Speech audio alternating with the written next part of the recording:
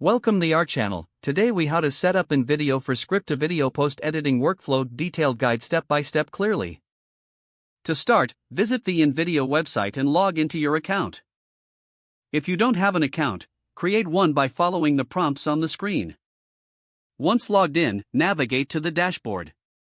Click on the Templates section to explore available video templates. Choose a template that fits your project by clicking on it. After selecting a template, click the Use this template button to start editing.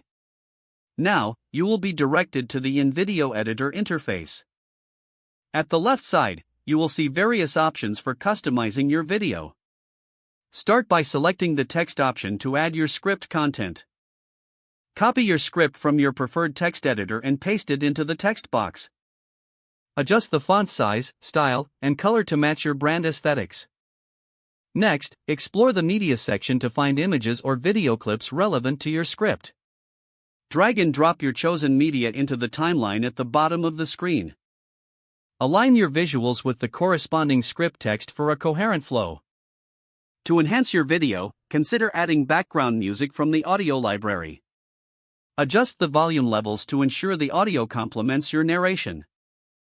Now, preview your video by clicking the play button in the editor. Make any final adjustments in timing and transitions for a smoother viewing experience. Once satisfied, click on the Export button to finalize your video. Choose your desired resolution and wait for the rendering process to complete. After rendering, your video will be ready for download or sharing. If the page does not load, refresh the browser or try again in a private or incognito window. Make sure you are using the correct email address, then retype it carefully to avoid small typos. If your password is not accepted, use the reset option and create a new strong password you can remember. Check your spam folder for verification or security emails, then complete any requested confirmation steps.